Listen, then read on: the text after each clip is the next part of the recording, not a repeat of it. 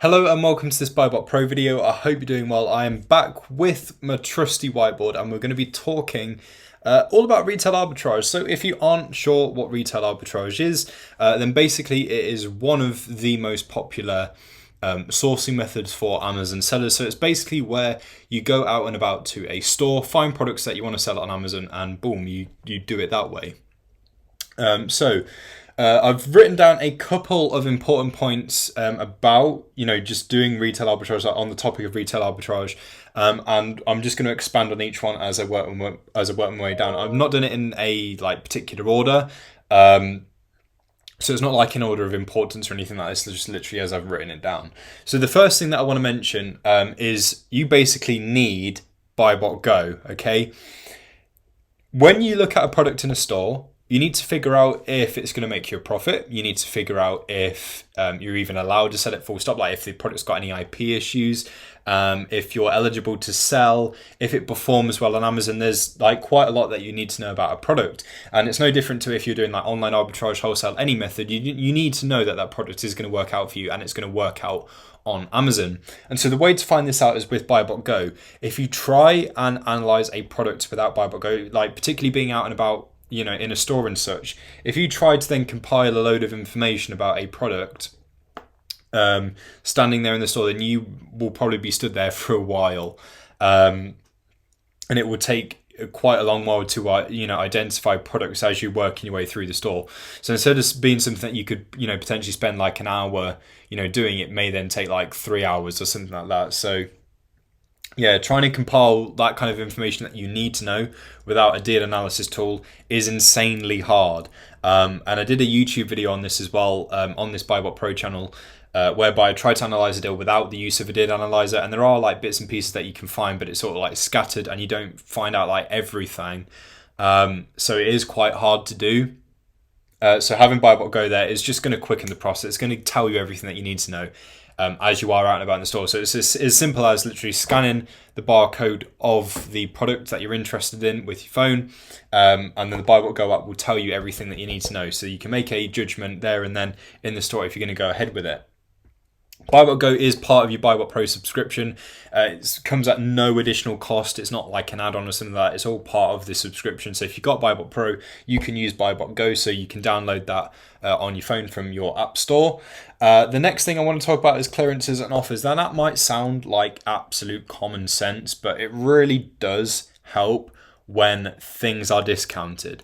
Now, most stores will have a dedicated clearance section, and also look out for offers as well. And it won't be that the offers are confined to one spot. Offers can be found throughout the store. So it might be a case of buy two get the next one for X amount, or buy one get one free and so forth. So offers can really help you out, because sometimes buying just one thing on its own isn't going to be enough. But if you buy a quantity of that product, for example, and you take advantage of an offer, then it makes it a whole lot more worth it.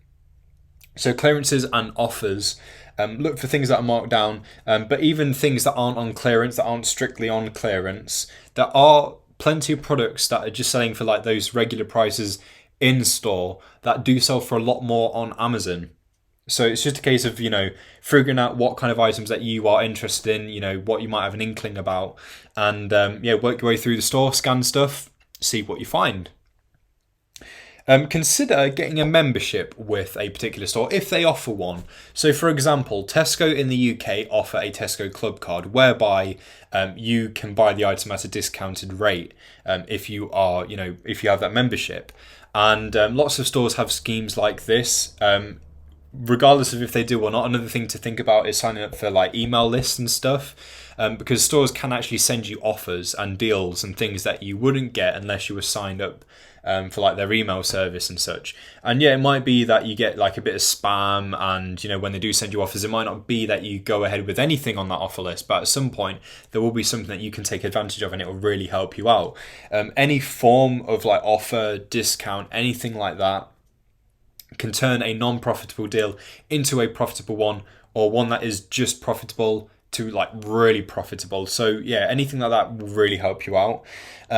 Think about quantity restrictions as well. Now this is something that you will find out through trial and error. One thing that I can tell you, like just off the top of my head, I do know that Boots, the company Boots in the UK, they are sticklers for this. So they will sort of say, look, you can't buy this amount. Like, they don't like you buy in like big amounts of a certain product.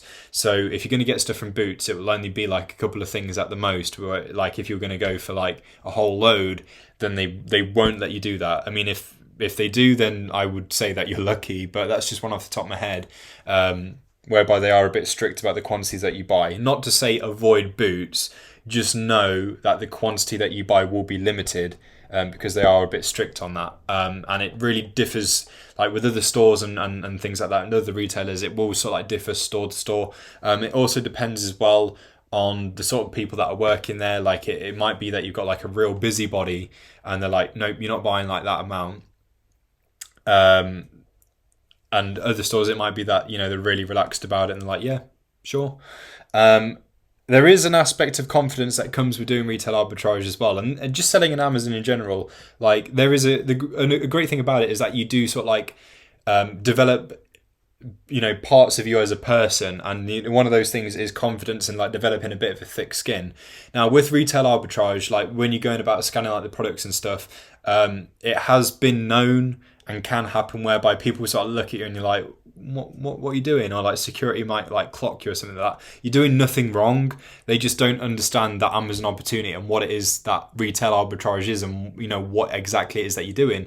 And actually, if people like do ask you about it, they do actually get quite interested if you were to explain to them like what exactly it is that you're doing. So yeah, like it's just a case of just rolling with it and just. Yeah, you just crack on with it. You're trying to, you know, run your side hustle. You're trying to run your business. You got to make money. Like this is your sourcing method. So this is just what you do. But yeah, if like anyone sort of like questions you on it and sort of like asks about it, then you just straight up tell them like, look, I'm gonna, you know, resell these items. Just gonna make sure that they're gonna work out for me. They're gonna generate a profit and so forth. So it's just a case of, yeah, as I say, like rolling with it. And that's a great thing. That's another great thing about selling on Amazon. Just like how you can sort of like grow. You know, parts of who you are just through doing what you do to run your business. And a question that I've seen asked a number of times is how feasible is retail arbitrage down the line? So I think this question gets asked because retail arbitrage can be confused as a method that is strictly and only for beginners, but that is not true. The reason why it kind of gets associated with being a beginner's method is simply because it is one of the most accessible and easy to do methods. Of course, sourcing is sourcing. Some days will be better than others, but like the actual methods, so just literally going to a store and scanning stuff, like it's relatively easy. It's like very accessible. So that's why it's confused as being, in some people's eyes, as being a beginner's method, and it's only something that you do at the start. Nope. There's lots of people that do go and do retail arbitrage as like their main way of sourcing. And you do see a lot of that out there on the internet. You do see a lot of that on YouTube, a lot of it on TikTok. You know, the sellers will go into stores and they continue to do that throughout their entire time selling on Amazon. And retail arbitrage is great because you can very easily fit that in with other methods as well. So you can do retail arbitrage and online arbitrage. It might be that you switch from retail arbitrage to online arbitrage, but you still have those retail arbitrage skills there. And that's really, really useful to have. I would advise for everyone who sells on Amazon to have, you know, a bit of a knack for doing retail arbitrage, even if it's just a case of knowing what it is to look for and just sort of that feeling you get about an item when you see it on the shelf. So even if you move away from retail arbitrage and you specialize in that OA or wholesale or something like that, and you go to a store just to do like your groceries, say, it could be that you clock an item that's sort of like you know, bottom of a shelf or something. You think, hold on a minute, that's like that's got a really good offer on it, and I do have a discount for this store as well. So that could potentially work out really, really well for me. And you've got that sort of like retail arbitrage skill to assess that, and of course you'll have the app as well, so you can literally just double check there and then in the store, just whilst you're doing your groceries. Just as part of what you do normally, you can still make money. And that's with those retail arbitrage skills. So it might just be like it's the one item, but it's an opportunity that you have taken advantage of, and it's more money in your wallet. So you're a winner just because you know what retail arbitrage is and how to do it, and you've got experience with it.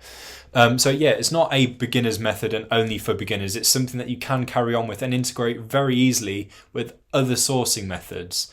And it is definitely feasible, because those products, those deals that you found at the start, there will continue to be great products out there. There'll continue to be great deals out there, just the same as you'd have with online arbitrage and wholesale. Obviously, as you grow your business and such, and there's like more to manage and stuff like that, it might be that you do turn more towards like the online arbitrage and the wholesale, but you can still do retail arbitrage, and it does still work out great. So yeah, those are some sort of like key things surrounding the topic of retail arbitrage. If you are curious about getting started with BuyBotGo, if you want to get into this, then go ahead and sign up on the BuyBotPro website. There is a free trial, so you can literally use BuyBotPro and BuyBotGo in full. There's no limits and restrictions on the features during the trial period, so you can literally use it in full, see how you like it, see how much it's going to help you and your business, and how much easier it's going to make everything. So go ahead and sign up. There is a free trial. And yeah, that is BuyBotPro, that's BuyBotGo. The last video that I did as well on this BuyBotPro YouTube channel was all about BuyBotGo, so I went into sort of like a deep dive into all of the features and stuff and what you can actually do with it. And so go ahead and check out that video if you want to find out a bit more about BuyBotGo and what it can do. So yeah, hopefully this video was helpful. Thank you for watching, and I'll catch you very soon.